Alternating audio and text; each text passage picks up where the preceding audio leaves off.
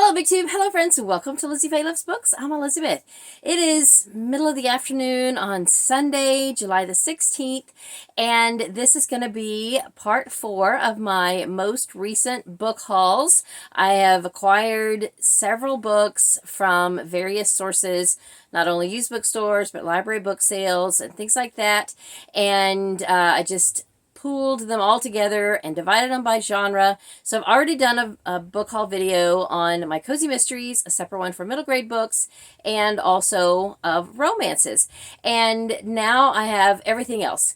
So I have about 35-ish books left, and I pulled out 5 or 6 of them that are memoir and biography, and I'm not going to show you those today because I think I'm going to do a separate video on that subject, maybe a shelf spotlight. So I want to kind of go through and pull all of the other biography and memoir books that I have off my shelf, and I'll show you those as well as the ones that I just recently picked up, because I'm sort of thinking about figuring out a way to motivate myself to read those.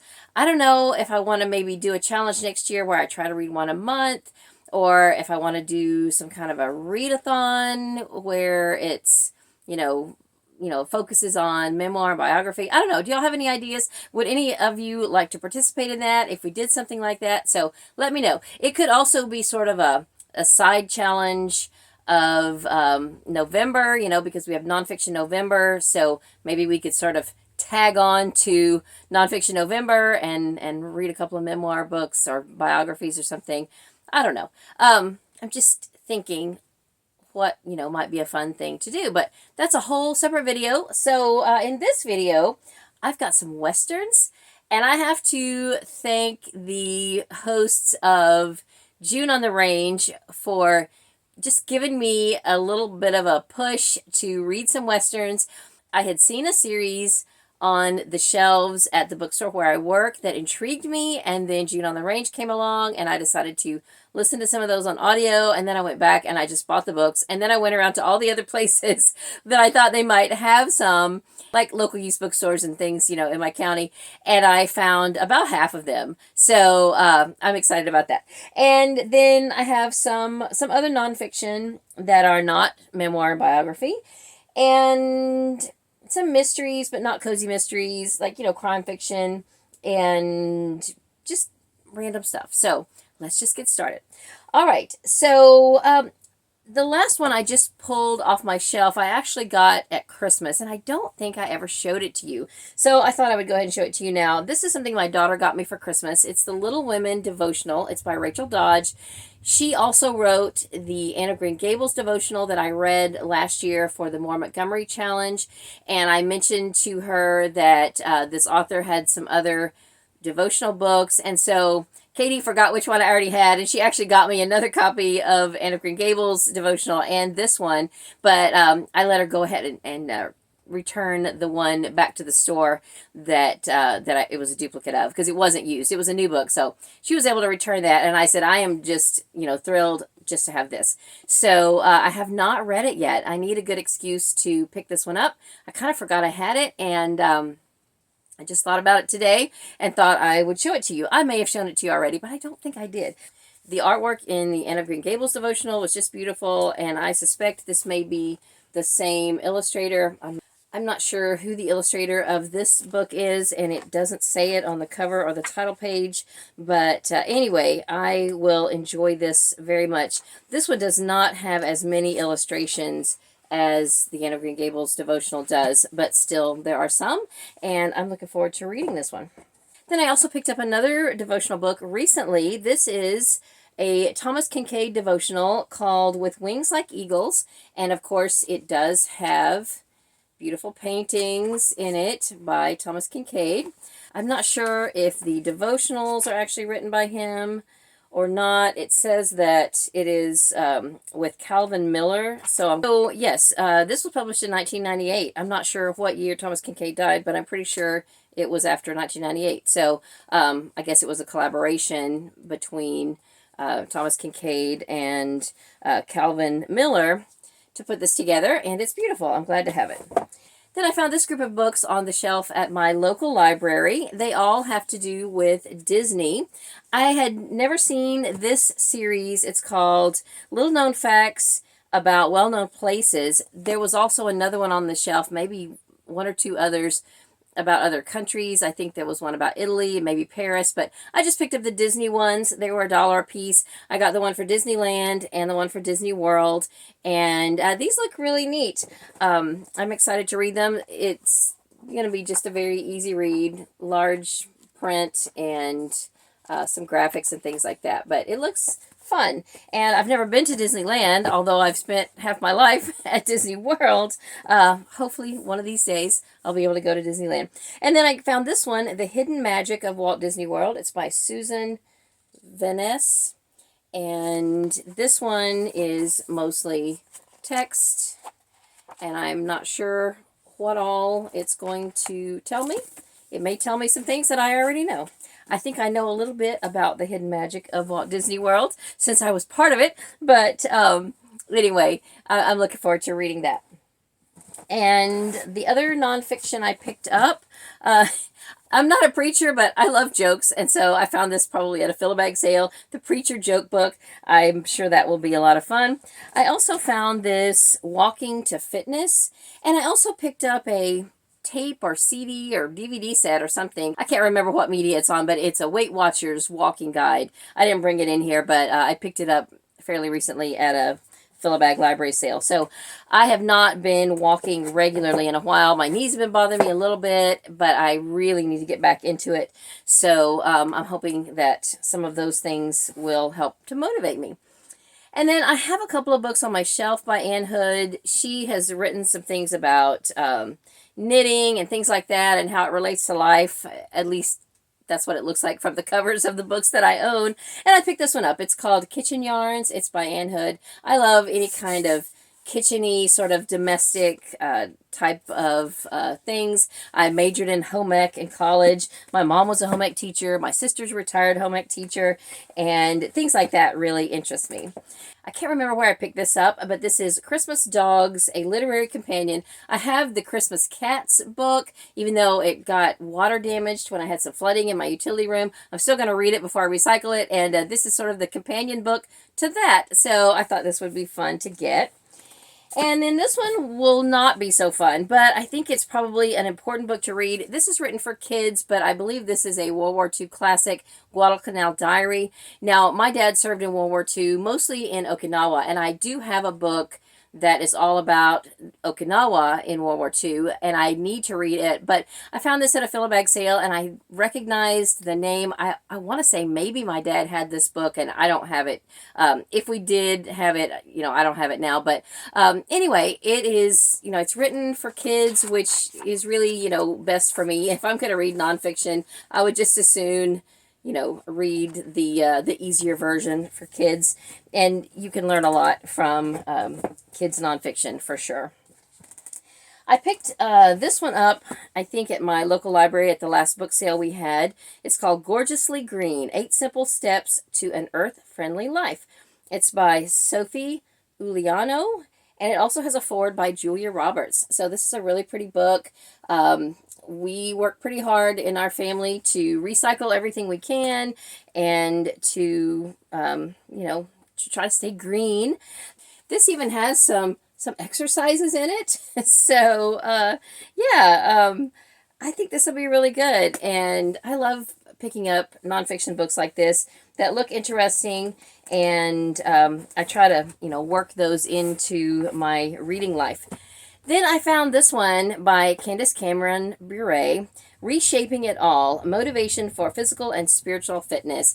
I love Candace Bure. I follow her on Instagram. She is such an inspiration and beautiful.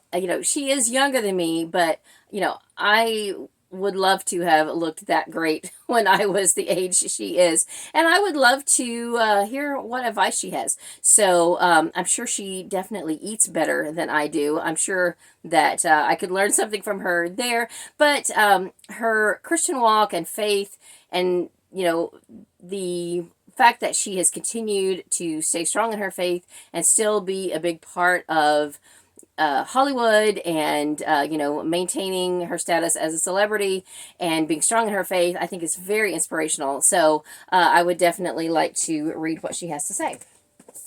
So that, I think, is all of the nonfiction. I did get a book of short stories. This is called Rocking Chair Tales, Stories of Heart and Home. I do have another book that sounds kind of like this. It's something like Rocking Chair Stories or something. I thought they were related. They might be kind of from a series, but they have different authors and they are different. So anyway, I thought this would be interesting, though. It still looks very idyllic. I love the cover, and I thought it sounded like something that I might enjoy. And I hadn't actually even opened it until a few minutes ago, and it actually looks like a much easier read than I thought. There are some illustrations, and it looks just beautiful. So I will be excited to read this. In this group of books, I only have one Christian fiction book. It's called Come to the Table by Nita Jackson. She wrote the whole Yada Yada Prayer Group series, which I own all of. And there's a spin-off series that I own. I don't know if this is part of that series or if it's something completely different, but I knew I didn't have it, and I went ahead and grabbed it. At some point, someday, I need to start reading these books. I don't know that they're on audio. At least every time I've looked, they are not available on any of the library apps or Scribd or anything. So I keep checking. I'm hoping one of these days maybe they will turn up. But as of right now, they're sitting on my shelf. Hopefully one of these days I will get to them. And if you've ever read the Yada Yada Prayer Group, let me know what you thought of it, because I would love to get to those. And I have one classic here, and I probably wouldn't have even looked at it twice if it hadn't been for Mitzi from Mitzi Reads and Writes. She was talking about The Robe several months ago, and talking about how it was a must-read, that she really enjoyed it. And I just happened to notice it at a fill-a-bag sale. It's been a few months back now, and I just hadn't had a chance to do a book haul video. This is a very dense book. I'm hoping I can find this on audio somewhere.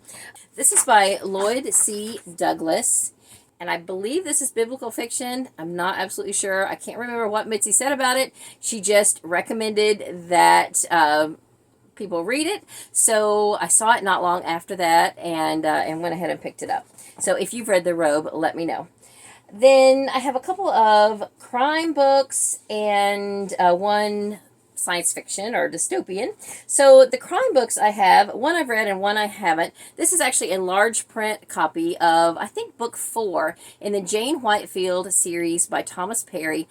This whole series I've read, and I ran across a couple of them in hardcover at a fill-a-box sale several months ago, and I just couldn't resist picking them up. And then when I saw this one, I thought, well, I've got those others. I may as well pick this one up. It is a series I would love to reread. I read most of them on audio. I think I read the first 1 or 2 in print, and then they started popping up on audio on Hoopla.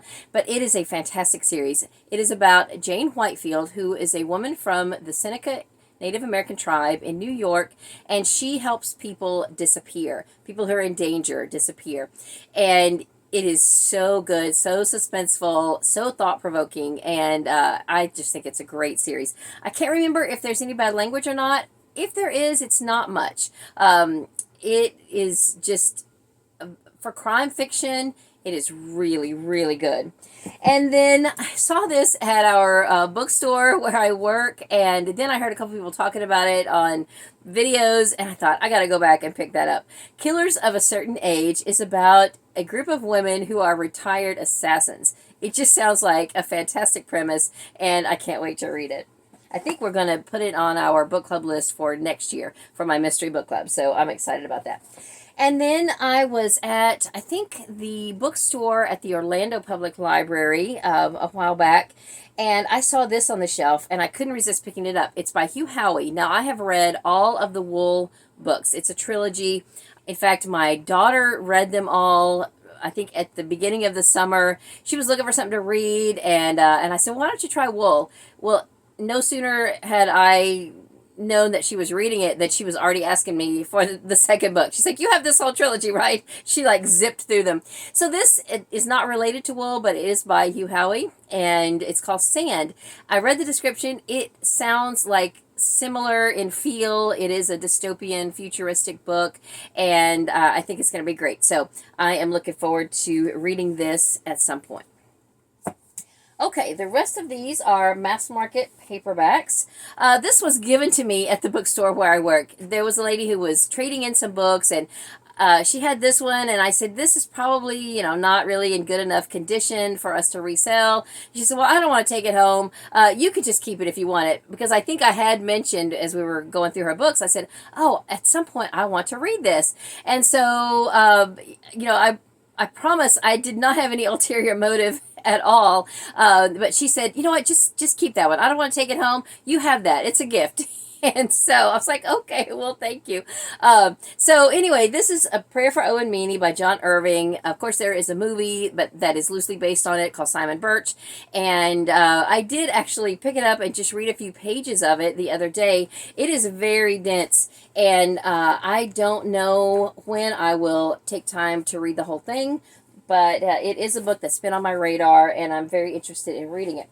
So I also picked up, I did pay for this one at our used bookstore where I work. I keep saying our bookstore. I don't own any part of the store. I just work there. But it is a lot of fun to work at a used bookstore. So I decided that since my book club is reading Demon Copperhead for November, I think, that in October, why not read David Copperfield by Charles Dickens? It fits perfectly with Victober, so this will be my Victober read.